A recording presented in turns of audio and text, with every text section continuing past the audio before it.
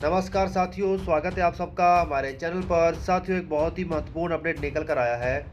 ये अपडेट है भारत की एयर पावर को बढ़ाने से लेकर। हम सब जानते हैं कि भारत के पास चाहे फाइटर जेट हो, चाहे कोई मिलिट्री का ट्रांसपोर्ट के एयरक्राफ्ट हो या सिविलियन एप्लीकेशन के लिए कोई ट्रांसपोर्ट एयरक्राफ्ट हो, वो सब के सब थल से मतलब कि लैंड से ऑपरेट किए जाते हैं। लैंड से टेक ऑफ करते हैं और लैंड से ही लैंडिंग करते हैं।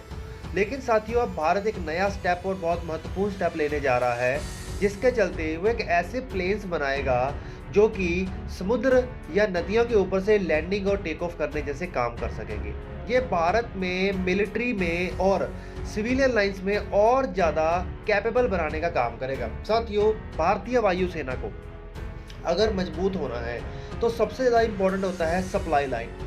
सप्लाई लाइन को मजबूत करने का मतलब हमेशा ये नहीं है कि भारत को अगर किसी भी जगह पर अपने सैनिकों को सामान, एमुनेशंस, खाना या फिर और कई ज़रूरतमंद की चीज़ें सप्लाई करनी है तो वो केवल लैंड के ऊपर लैंडिंग करेगा। कई बार स्थिति ऐसी भी आ सकती है कि उस सी प्लेन को सी के ऊपर लैंड करना पड़े। तो इसके चलते इस ज़रूरत को समझते हुए और दुनिया की डाइवर्सिटी को या फिर क्रिटिकल सिचुएशन डाइवर्सिटी को समझते हुए अभी हिंदुस्तान एरोनॉटिकल लिमिटेड ने एक प्लान बनाया है, जिसके चलते वो डोर्नियर 228 प्लेन को सी प्लेन में बदलेगा।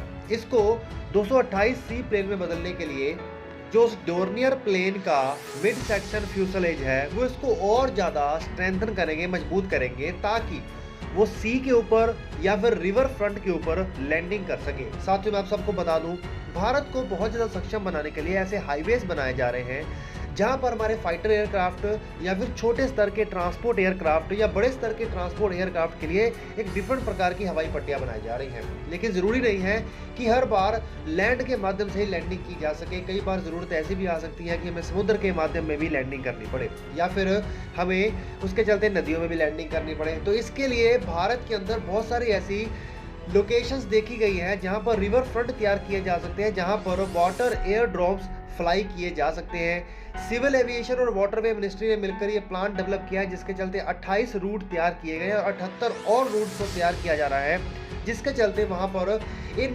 प्लेन्स को मिलिट्री और सिविल एप्लीकेशन के लिए यूज़ किया जाएगा। साथ ही मैं आप सबको बता दूं, ये भारत में ट्रांसपोर्टेशन या कम्युनिकेशन लिंक को मिलिट्री के लिए और ज़्यादा मजबूत करने में मदद करेगा और उसके अलावा इसके अंदर सिविलियन एप्लीकेशन में बहुत सारी ऐसी ज़रूरतों को पूरा करने का काम करेगा। और आप ये कह सकते हैं कि भारत की एयर पावर में एक नया एंगल और बहुत मजबूती से जोड़ने की बात की गई है।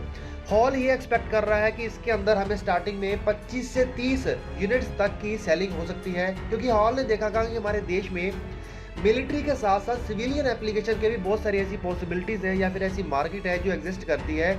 इससे पहले कि कोई बाहर का विदेशी आकर इस मार्केट को कैप्चर करे, हम पहले ही अपने आप को यहाँ पर भी मजबूत कर लें। तो साथियों, आप लोग नीचे कमेंट करके बताइएगा कि आपका इसके बारे में क्या कहना है। चैनल को सब्सक्राइब करिए, बेल आइकन दबाइए। Okay friends, bye bye.